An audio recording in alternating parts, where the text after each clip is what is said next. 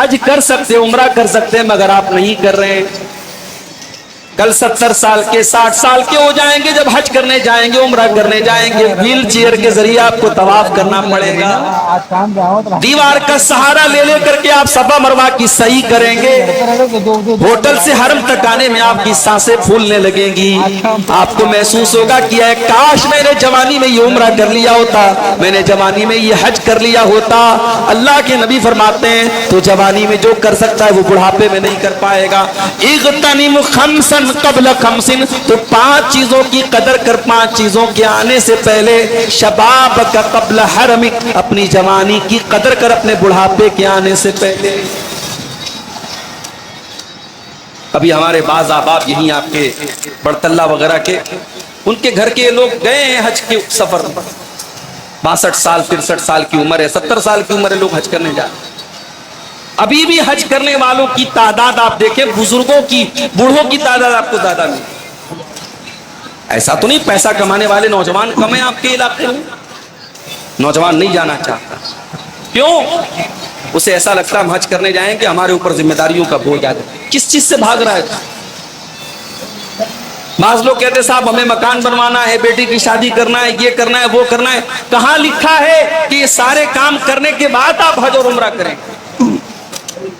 نہیں میرے بھائی، بہانے نہ کرو، یہ جھوٹے ایکسکیوز نہ تلاش کرو، یہ جھوٹے عذر نہ تلاش کرو۔ آج آپ کے پاس طاقت ہے حج کی، آج حج کرو، آج عمرہ کی طاقت ہے، آج عمرہ۔ جوانی میں آپ اللہ کی جو عبادت کر سکتے ہو بڑھاپے میں نہیں کرو۔ ابھی مولانا عبدالشکور صاحب بھوجپوری تقریر کر رہے تھے، بنگلہ زبان میں تھوڑی بہت مجھے سمجھ میں باتیں آ رہی تھی۔ انہوں نے ایک بات کہی کہ قیامت کے دن کوئی سایہ نہ ہوگا، سورج 1 میل کی دوری پر ہوگا، کوئی سایہ نہ ہوگا، لوگ دھوپ سے بے حال ہوں گے۔ لیکن آپ نے وہ حدیث بھی سنی ہوگی، سبعۃ یظلھم اللہ فی ظلہ یوم لا ظل الا ظلہ، قیامت کے دن اللہ تعالیٰ اپنے 7 بندوں کو اپنے عرش کا سایہ دے گا، جس دن اللہ کے عرش کے سائے کے علاوہ کوئی سایہ نہ ہوگا۔ 7 طریقے کے لوگ ایسے ہوں گے جن کو اللہ تعالیٰ اپنے عرش کا سایہ دے گا۔ اس میں پہلا نمبر آپ نے فرمایا امام عادل، انصاف کرنے والا امام، انصاف کرنے والا بادشاہ، وہ بادشاہ، وہ حاکم جو لوگوں کے ساتھ انصاف، جو لوگوں کے درمیان ڈسکریمنیشن نہ کرتا ہو، جو لوگوں کے درمیان بھید بھاؤ نہ کرتا ہو، جس کی زبان زہریلی نہ ہو، جس کے بیانات زہریلے نہ ہو، جس کے کام زہریلے نہ ہو، انصاف کے ساتھ ملک کو چلاتا ہو، امام عادل، ایسا امام، ایسا خلیفہ، ایسا بادشاہ، ایسا حاکم اللہ کے عرش کا سایہ۔ اس کے بعد آپ نے فرمایا وَشَابٌ نَشَأَ فِي عِبَادَةِ اللَّهِ، وہ نوجوان جس کی جوانی اللہ کی عبادت میں گزری ہو۔ آج ہمارے نوجوانوں کی کہاں جوانی گزری؟ پروگرام میں آنے سے پہلے میرے پاس میسج آیا آپ کے پاکڑ سے، بعض نوجوانوں نے کہا مولانا حالات بڑے خراب ہیں، فوٹو بھیجا انہوں نے مجھے، مسلمان لڑکیاں آج غیر مسلموں کے ساتھ شادیاں کر رہی ہیں۔ ہم یہ بھی جانتے ہیں کہ کچھ دشمن، اسلام دشمن تنظیمیں باقاعدہ پلاننگ کر کے مسلمان لڑکیوں کو ٹریپ کر رہی ہیں، جن کا مقصد ہے، انہوں نے بعض نوجوانوں کو اس مشن پہ لگایا ہے کہ تم مسلمان لڑکیوں کو پھنساؤ، اسکولوں میں، کالجوں میں، کوچنگ سینٹرز میں، ٹیوشن سینٹرز میں، ان جگہوں پر مسلمان لڑکیاں جو پڑھتی ہیں ان کو پھنساؤ اپنے جال میں، ان کو مرتد بناؤ، ان کو اسلام سے خارج کرو، اور پھر ان کی زندگی برباد۔ اسلام سے خارج ہوگی تو برباد ہوگی، اور یہ کام آج بڑی تیزی سے ہو۔ اور ہماری یہ مسلمان لڑکیاں یہ اس غلط فہمی میں پڑی ہے صاحب کہ ہم نے پیار کیا، وہ کون سا پیار ہے، وہ کون سی محبت ہے جو تجھے جہنم کی آگ کو برداشت کرنے کے لیے ایگری کر دیتی ہے؟ میری بہن، میری پیاری ماں بہنوں، اسلام کو چھوڑ کر کے اگر کوئی عورت کوئی لڑکی کسی دوسرے مذہب میں داخل ہو رہی ہے وہ جہنم کی آگ کا راستہ طے کر رہی ہے، وہ جنت کو چھوڑ کر کے جہنم کا راستہ طے کر رہی ہے۔ میں کہتا ہوں وہ کون سا پیار ہے، وہ کون کا بھوت ہے جو ایک مسلمان لڑکی کو جہنم کے راستے کی طرف لے کے جا رہا ہے؟ وہ میرے پیارے بھائیوں، آج ہمارے نوجوانوں کا یہ حال ہے، بھائی کما رہا ہے، باپ کما رہا ہے، کوئی کلکتہ میں جا کے پیسے کما رہا ہے، کوئی سعودی اور دبئی میں جا کر کے پیسے کما رہا ہے، اور گھر کی لڑکیاں وہ شاپنگ وہ کر رہی ہیں، گھومنے پھرنے وہ جا رہی ہیں، پڑھنے کے لیے بڑے بڑے کالجوں میں وہ جا رہی ہیں، اور کوئی ان کا سرپرست نہیں، کوئی ان کا گارجین نہیں، کوئی ان کے اوپر نظر رکھنے والا نہیں ہے۔ اور حالات یہ ہے کہ بڑی تیزی سے آج آپ کی عزت و آبرو کے ساتھ کھیلا جا رہا ہے، اور آپ کی مسلمان بہنوں کو اور آپ کے گھروں کی مسلمان بیٹیوں کو بڑی تیزی سے اس لو ٹریپ میں، اس محبت کے اس عشق کے جال میں پھنسا کر کے ان کو مرتد بنایا جا رہا ہے۔ میرے پیارے بھائیوں، آج اپنی لڑکیوں کو آج اگر آپ نے اسلام کی صحیح تعلیم دی ہوتی، ایمان سکھایا ہوتا، عقیدہ سکھایا ہوتا، تو شاید یہ حالات نہ پیدا۔ 10,000 کا موبائل بھی ہم خریدتے تو اس کو چلانے کا ڈھنگ سیکھتے، اس کو لاک کیسے کرتے ہیں، اس پہ فلاں ایپ کیسے یوز کرتے نہیں معلوم، تو یوٹیوب کے ذریعے ہم تلاش کرتے ہیں کہ ہمارے یہ موبائل ہم اس کو کیسے استعمال کریں۔ میرے پیارے ساتھیوں، کیا دین اتنی معمولی چیز ہے کہ دین کو آپ نے کبھی سیریس ہی نہ لیا، ایمان کو آپ نے کبھی سیریس ہی نہ لیا؟ لا الہ الا اللہ کا جو کلمہ ہم اور آپ پڑھتے ہیں، جو کلمہ ہماری زندگی کا مقصد ہے، جس کلمے کے لیے اللہ نے ہم سب کو پیدا کیا ہے، اس کلمے کو آج ایمان سے ہم تو پڑھتے ہیں، مگر اس کلمے کا مطلب کیا ہے، اس کلمے کا مقصد کیا ہے، اس کلمے کی شرائط کیا ہے، اس کلمے کے تقاضے کیا ہیں؟ آج ہمارے نہ لڑکوں کو پتا، نہ لڑکیوں کو پتا، نہ بزرگوں کو پتا، نہ نوجوانوں کو پتا، نہ ہمیں معلوم ہے، نہ ہم سیکھنے کی کوشش کرتے ہیں، نہ جاننے کی کوشش کرتے ہیں۔ میرے پیارے بھائیوں، دین سیکھنے کا آج نہ ہمارے اندر جذبہ ہے، نہ گھر والوں کو سکھانے کا جذبہ ہے۔ میرا اللہ قرآن میں کہتا ہے، یا ایھا الذین آمنوا قوا انفسکم واہلیکم نارا، اے ایمان والو اپنے آپ کو اور اپنے گھر والوں کو جہنم کی آگ سے بچاؤ۔ حضرت علی کہتے ہیں اس آیت کی تفسیر میں، علموہم، اپنے گھر والوں کو دین کا علم دے دو، دین سکھا دو۔ میں آپ کو منع نہیں کرتا، اپنی بیٹیوں کو، اپنی لڑکیوں کو آپ اگر کالجوں میں تعلیم دے رہے ہیں، میں بالکل منع نہیں کرتا۔ اگر آپ کی بیٹیاں آئی اے ایس کا ایگزام پاس کر رہی ہیں اور میڈیکل کا ایگزام پاس کر رہی ہیں اور ماں باپ کا نام روشن کر رہی ہیں، واللہ ہمیں اس پر کوئی اعتراض نہیں ہے، ہماری قوم کے لیے شرف کی بات ہے، مگر مجھے 2 سوالوں کا جواب چاہیے۔ پہلا سوال یہ ہے، قوم کی بیٹیاں تو ماشاءاللہ بڑی ترقی کر رہی ہیں، کالجوں میں پڑھ رہی ہیں، آئی اے ایس کا ایگزام پاس کر رہی ہیں، نیٹ کا ایگزام پاس کر رہی ہیں، میڈیکل کی پریچھا پاس کر رہی ہیں، قوم کے لڑکے کہاں ہیں؟ لڑکے مر گئے صاحب، لڑکے محنت کر رہے ہیں، مزدوری کر رہے ہیں، پنچر بنا رہے ہیں، معمولی مزدوری کا کام کرے، لڑکیوں کو ماشاءاللہ بہت آگے بڑھا رہے ہیں۔ یہ جو آپ نے ڈس بیلنس کر کے رکھا ہے نا، یہ آپ کو برباد کر، آپ پڑھائی لڑکیوں کو بھی دو اور پڑھائی لڑکوں کو بھی دو، آپ کے لڑکوں کو بھی دنیاوی تعلیم حاصل کرنے کا اور ترقی کرنے کا ان کو بھی حق ہے، آپ ان کو مزدوری میں اور چھوٹے چھوٹے کاموں میں ڈھکیل کر کے ان کی زندگی کو برباد نہ کریں۔ یہ ڈس بیلنس اگر ہوگا کہ لڑکیاں آپ کی ہائیلی کوالیفائڈ ہوں گی اور لڑکے آپ کے 8 تک پڑھ کر کے اور ہائی اسکول کر کے اور انٹر کر کے بیٹھ جائیں گے، تو یہ ڈس بیلنس بھی آپ کے سماج کو برباد کرے۔ ایک بات۔ دوسری بات یہ کہ آپ کی لڑکیاں کچھ بھی پڑھیں، ان کی بنیاد اتنی مضبوط کرو۔ ہمارے یہاں بنیادی تعلیم ہی نہیں، ہم بچیوں کو کیا کرتے ہیں صاحب، گھر میں کسی مولوی صاحب کے ذریعے، حافظ جی کے ذریعے قرآن پڑھا دیتے، بس یہ ہوگی دین کی تعلیم۔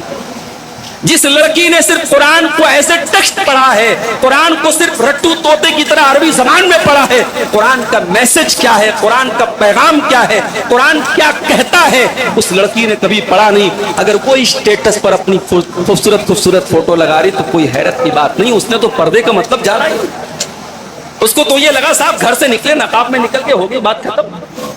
اسٹیٹس پر ہم چاہے جیسے فوٹو لگا دیں، فیس بک پر ہم چاہے جیسے فوٹو لگا دیں، اس نے پردے کا مطلب سمجھا ہی نہیں۔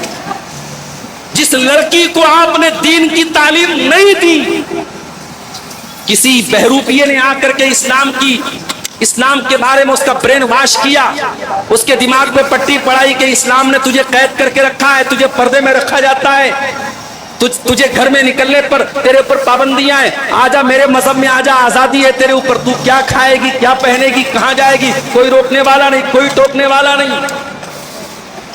عورت اٹریکٹ ہو جاتی ہے، اچھا واقعی میں ہم تو غلام بنا کے رکھا، ہمیں پردے کی پابندیوں میں جکڑ کر رکھا۔ ارے نادان لڑکی، یہ پردہ جو تجھے جس پردے کا حکم دیا گیا یہ کوئی پابندی نہیں ہے، یہ کوئی تجھے رسی سے جکڑا نہیں گیا ہے، یہ تیری عزت کی حفاظت کا ذریعہ ہے۔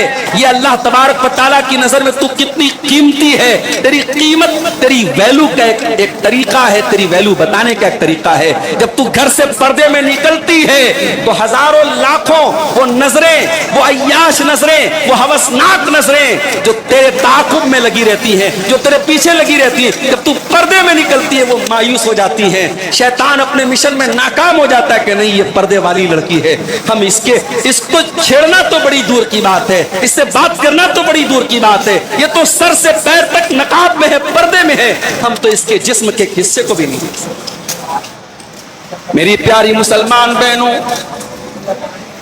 اگر آج آپ اپنے جسم کے تمام اعضاء کو ڈھانک کر کے اور چھپا کر کے گھر سے باہر نکلتی ہیں، اللہ کی قسم آپ کے اس جسم کو اللہ تعالی جہنم کی آگ سے بچائے گا، اور آپ کے جسم کے وہ حصے جو آپ نمائش کر کے اور اپنے بدن کو دکھا کر کے گھر سے نکلیں گی، کل اس حصے کو جہنم کی آگ میں جلایا جائے گا۔ اگر جہنم کی آگ آپ کو برداشت ہے اور وہ نقاب کا کپڑا آپ کو برداشت نہیں ہے، اپنے بدن کو کور کرنا برداشت نہیں ہے، تو شوق سے اپنا یہ شوق پورا کر لو۔ میں ایک بڑی موٹی سی مثال سے 10-20 ہزار کا موبائل ہوتا ہے تو ہم لوگ اس کو ایسے جیسے تیسے کہیں بھی رکھ لیتے ہیں، مگر 1,00,000-1,50,000 والے جو موبائل آتے ہیں، آئی فون آتا ہے اور سیمسنگ کے پاس موبائل آتے ہیں 1.5-2 لاکھ کے آتے ہیں۔ اچھا میرے پاس دوست مجھ سے کہنے لگے مولانا آپ اتنی جگہ تقریر کرنے آتے آپ آئی فون کیوں نہیں لے لیتے؟ میں نے کہا بھیا مجھ سے نہیں ہو پایا۔ ایک مرتبہ بہار میں جا رہا تھا میں، مظفر پور کی طرف ایک پروگرام، موبائل میں چارجنگ ختم ہو گئی میری، اور صبح کا ٹائم میرے اترنے کا ٹائم تھا وہاں، میں نے دیکھا موبائل کی چارجنگ ختم ہو گئی، وہاں اسٹیشن پر اتروں گا، پروگرام والوں کا فون آئے گا، ان سے کانٹیکٹ کرنا ہوگا۔ میں نے موبائل کو چارجنگ میں لگایا تکیہ کے نیچے رکھ کے اور میں سو گیا۔ کوئی اللہ کا بندہ آیا اور دھیرے سے اس نے تکیہ کے نیچے سے موبائل لے کے چلا گیا۔ اب اس کے بعد جو پریشانی ہوئی اللہ ہی جانتا ہے کہ کتنی پریشانی مجھے ہوئی۔ تو میں نے کہا بھائی میں 1,00,000-1,50,000 کا موبائل چلو کہیں سے انتظام کر کے لے بھی لوں تو ایسا موبائل لینے کا کیا فائدہ ہے کہ چوری ہو جائے تو ہارٹ اٹیک آ جائے۔ تو آج کل یہ شوق بھی بڑا مسئلہ ہے، ہمارے نوجوان جو ہے نا اپنی حیثیت سے زیادہ کا شوق پالتا ہے۔ وہ جو کہاوت ہے نا کہ جتنی بڑی چادر ہے اتنا ہی پیر پھیلاؤ، تو چادر چھوٹی ہے تو بھائی آپ پورا پیر پھیلائیں گے تو پیر تو کھل جائے گا نا۔ آپ کی طاقت اور آپ کی حیثیت نہیں ہے تو آپ ₹1,00,000 کا فون کیوں لے رہے ہو؟ اس کو قسط پر لے رہا ہے۔ ہمارے پاس یہ سوالات بہت آنے لگے، مولانا صاحب فائننس پر موبائل لینا کیسا ہے؟ مسئلہ اپنی جگہ ہے بھائی، فائننس پر کوئی سامان لینے کی کیا شرعی حیثیت ہے؟ آپ کے پاکڑ کے جو بڑے بڑے علماء ہیں آپ ان سے پوچھئے، جائز ہے فائننس پر سامان لینا، جائز ہے مگر بڑی کنڈیشنز ہیں۔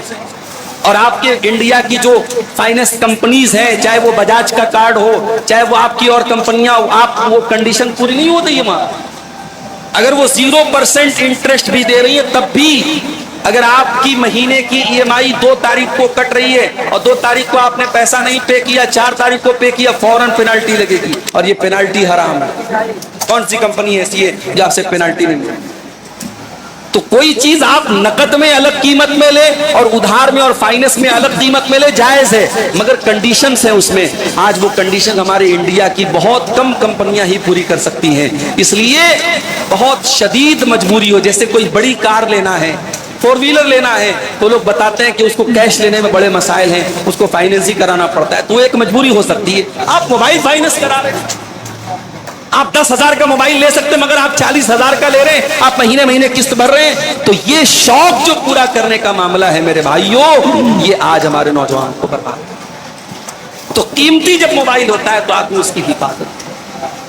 اسلام کی نظر میں عورت بھی قیمتی ہے, اتنی قیمتی ہے کہ اللہ کے نبی فرماتے ہیں الدنیا کلھا متاع, دنیا پوری کی پوری فائدہ اٹھانے کی چیز ہے. وخیر متاع دنیا, اور دنیا کی سب سے قیمتی دولت المرأۃ الصالحہ, نیک عورت ہے.